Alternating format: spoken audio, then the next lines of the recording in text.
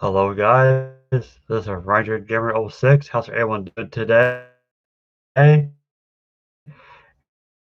you're new to my bell button for more videos. Alright guys, so yesterday I did what was called, I did a classic movie yesterday, The Invisible Man, or rather, The Invisible Man Collection. Today I want to do another classic movie, one of my favorites as well. That this is an older movie that came out in 1925, and I think they redid it in color or what do you call it, tinted color or multicolor in 1929. Of course, I'm talking about The Phantom of the Opera, the original movie starring Lon Chaney. That's him right there. Now, this is a special collector's edition. I think I paid $20 brand new on eBay. Uh, it's based on the book, which came out in 1910 by Gaston Leroux or Leroux. I can't remember his name. I think he's French. I got him right here. Yeah, he was born in Paris, France. So, yeah. So, a lot of you guys are familiar with the story of Phantom of the Opera. Yes, it takes place in Paris. And now, of course, it's a black and white movie. It's a silent film, by the way. There are no voices in this.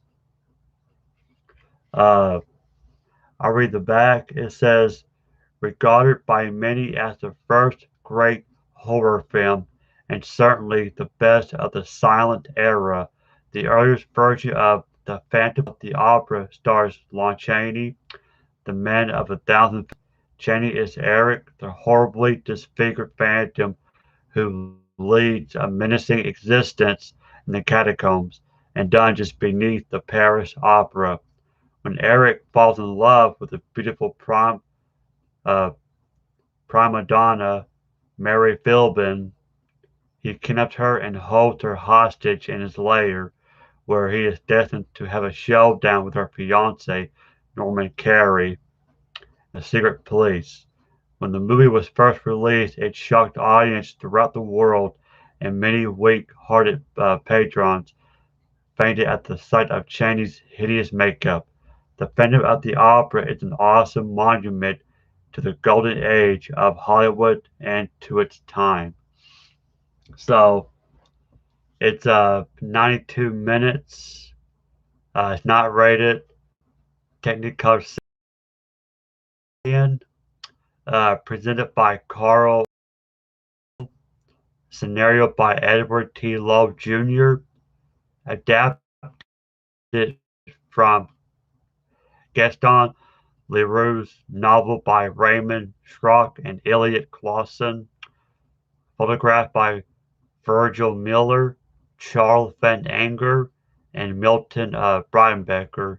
Art direction by Charles D. Hall, with Lon Chaney, Mary Philbin, Norman Carey, and Snitz Edwards. Music composed by Gabriel, I cannot pronounce the last name, Debadox, uh, performed by the Music de Montreal and soprano Claudine Cote.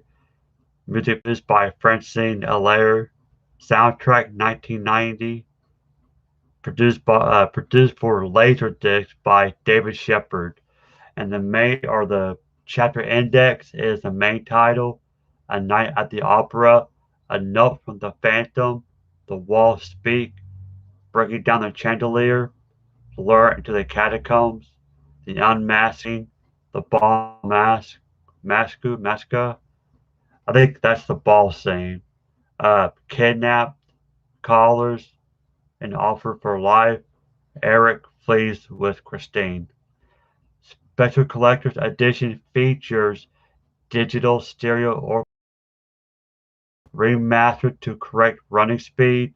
Ed Blake, author of two books on Lon Chaney, located on front cover booklet. color tinted to the original 1925 specification. Uh, Ball Masku. Again, I can't pronounce that. I think that's the ball scene of the dance. That's actually right here. That is the Phantom wearing the red. I don't know if this is based on one of Edgar Allan Poe's story, The Red Death. I can't remember the Red Death Massacre. I can't remember the name of the story, but that was a good story by Poe. Uh, so anyway, it says a note on this edition right here. It says this edition of the Phantom of the Opera has been newly mastered at the visually correct running speed of 20 frames per second from a 35 millimeter print. It is color tinted according to the specifications of an original Universal Pictures cutting continuity and the Ball Massacre sequence in its original two-color Technicolor. There's a new orchestral score composed by Gabriel and recorded in digital stereo by the I know it's a kind of French I Musique de Montreal with Claudine Cote soprano. The film itself is a version prepared for reissue in 1929 with the ballet and opera sequences retaken and the remainder fully and we think brilliantly re-edited by Walter Anthony. Only in this version does the Phantom of the Opera survive in prime quality 35 millimeter material. That's good to know. When I first seen it, I think I rented it at the library, but I don't know or I saw the original. I think it was the flap. I'm sorry, my interconnect is a little off. If I'm a little fuzzy, I apologize. Open it up. And it's gotta throw this out. All it is a DVD audio information. That's not anything. I don't know why I kept it. I may throw in the garbage. But here's the disc.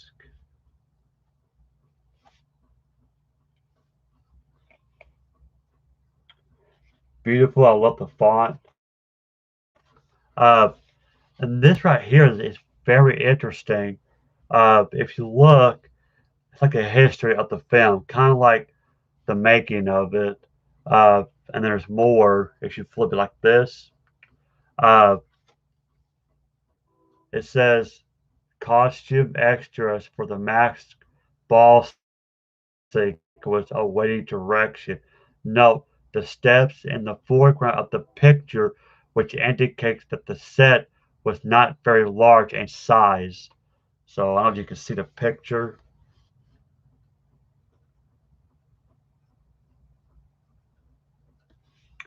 And the bottom one, this is cool. I like this one right here. It says the Phantom Stage under construction on the Universal Studio lot.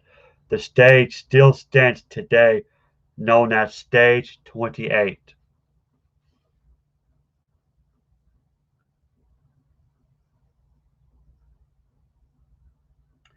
And you can see the some of the guys stay in the bars.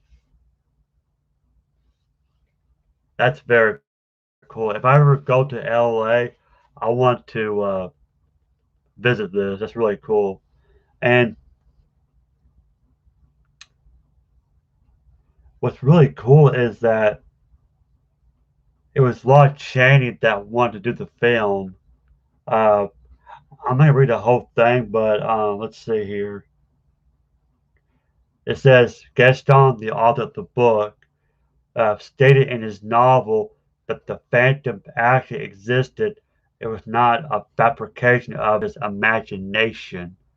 Uh, Many executives at Universal Studios probably would have agreed with the author as they felt the cinematic version of the novel have been cursed by the Phantom himself. Uh, in retrospect, given the enormous dilemmas which befell the production from the very beginning, it's amazing the film ever was released, let alone considered to be one of the classics of silent cinema. And I totally agree with that.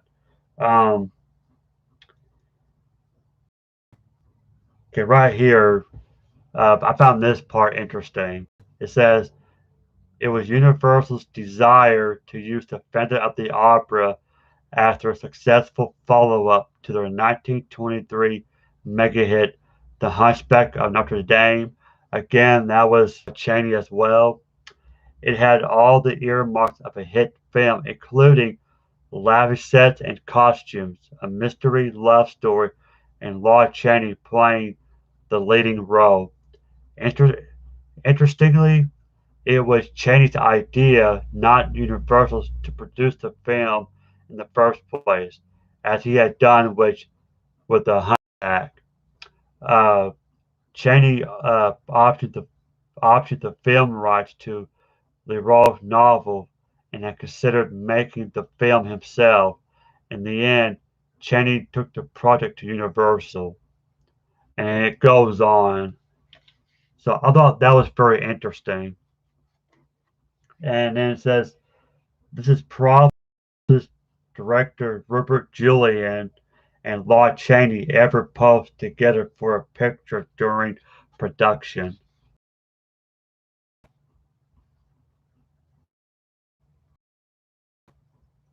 Try, sorry for not getting focused, but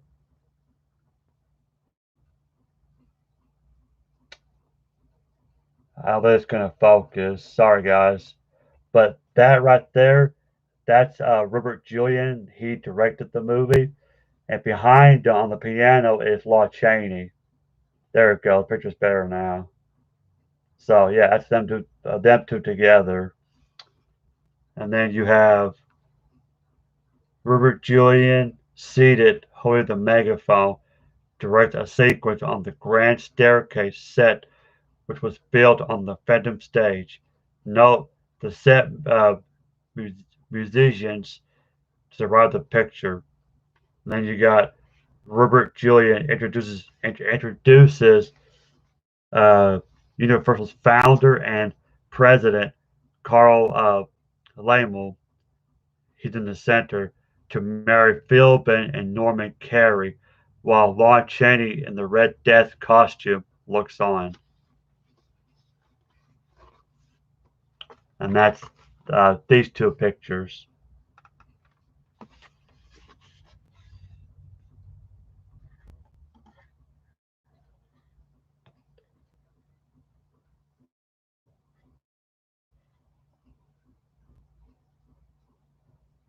Again, I'm sorry for the blurriness. My webcam don't want to really focus. Some day it wants to focus, and some day it doesn't. There we go. Much better. So, yeah, very good classic silent movies. Uh, I recommend it if you're into classic movies, silent films, and you like horror. You gotta check this one out. Lon Chaney, good actor. I believe his son, Lon Chaney Jr., I think, and correct me if I'm wrong, but I think he did the Wolfman. He played as the Wolfman. So, yeah. And there's a lot of Universal monster movies that I haven't seen, like Dracula, Frankenstein, The Mummy, uh, Creature from the Black Lagoon. I really want to see those movies. I will get my hands on them, and I'll be sure to do a review on those. So yeah, it's a nice break from today's films like action movies and all of that. You got to take a break and just go back in time and just watch and feel how the audience feel back then in the 1920s. It's a good classic movie. You got to watch it. Uh, if you can, try to get this edition. Uh, So I don't know if this is the latest version because there's been several versions of the movie, and I forget how many versions they made uh, of this one. Now there's been a few remakes and stuff. Uh, the latest one came out in the 2000. It was a musical. I've seen parts of it. I haven't seen the whole thing.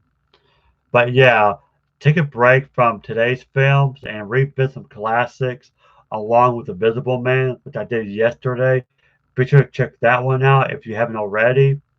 So there you go. Phantom of the Opera came out in 1925.